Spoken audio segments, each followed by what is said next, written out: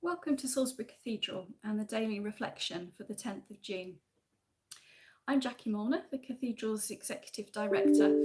Thank you for joining me this afternoon. In thinking about today's reflection, it seemed to me that a good topic to focus on would be hope.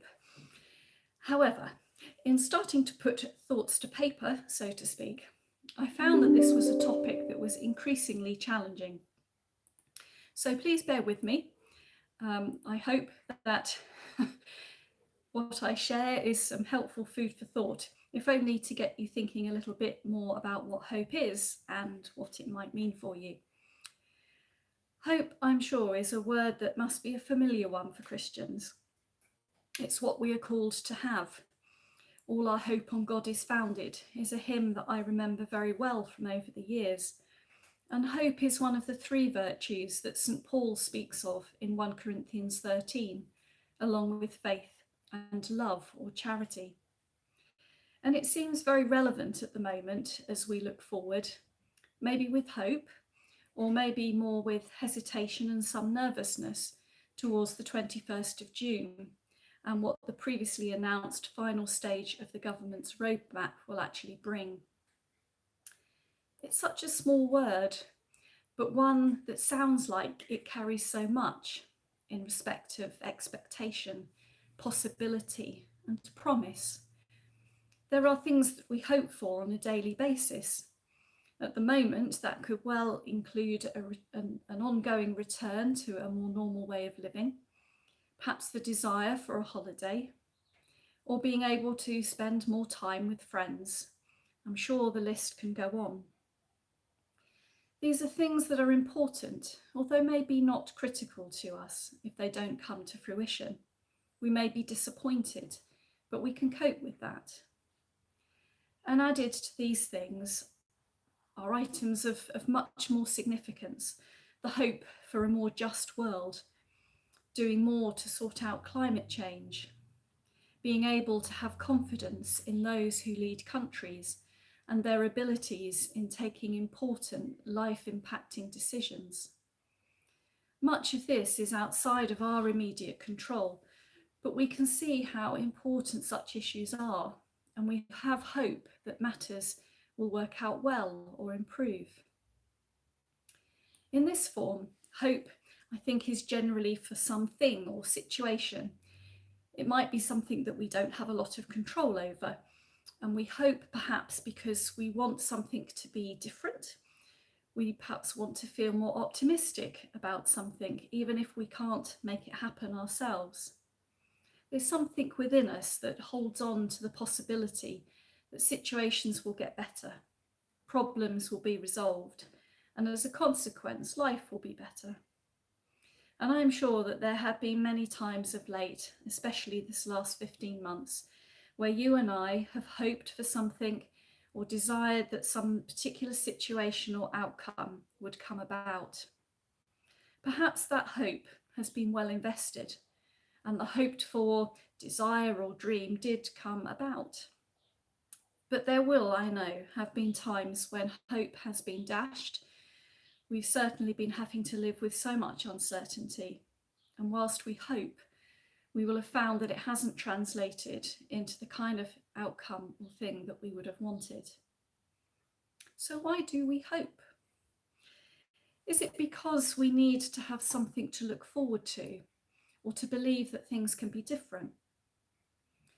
Does it help us to cope with difficult situations? Some people more hopeful by nature than others. Hope can give us a glimpse of another possibility, particularly when we feel that life is bleak or problematic. But if our hope is in things or a chance possibility, we can well find ourselves disappointed. So maybe we need to think carefully about where our hope lies. Is it a hope that is tied to a particular outcome or an optimistic feeling because we sense that things will get better at some point? Or is our hope in something, someone, much deeper, much stronger? We hold on even if we aren't really sure about what the future will bring, because we trust that what or who we have hope in will make a difference. The Christian faith presents us with hope that is more than a positive feeling or an emotional sense or an anticipation that things may turn out okay. It's much deeper than that, I think, and much more resilient. We hope in God, in being part of his new creation and his kingdom, in our faith that he has a purpose for our lives. We hope and have faith in the guidance of the one who cares about us and offers us an abundant life, not in the sense of riches and wealth, but fullness by helping us to grow and find our full potential. The Christian hope too is more than that we will just go to heaven and leave this world and all its problems behind, but rather that in our faith we have hope that God is at work in this world and in our lives here and now. The invitation in the gospel is not something simply like, well, tick this box and one day you'll go to heaven, but the hope that in following Jesus we find forgiveness, we find hope for the future and purpose for the present. This means that our hope in the life we are offered has implications for how we live now. As Christians, we have the assurance that our hope is based on and in one who will not let us go, but actively wants to work with us throughout our life.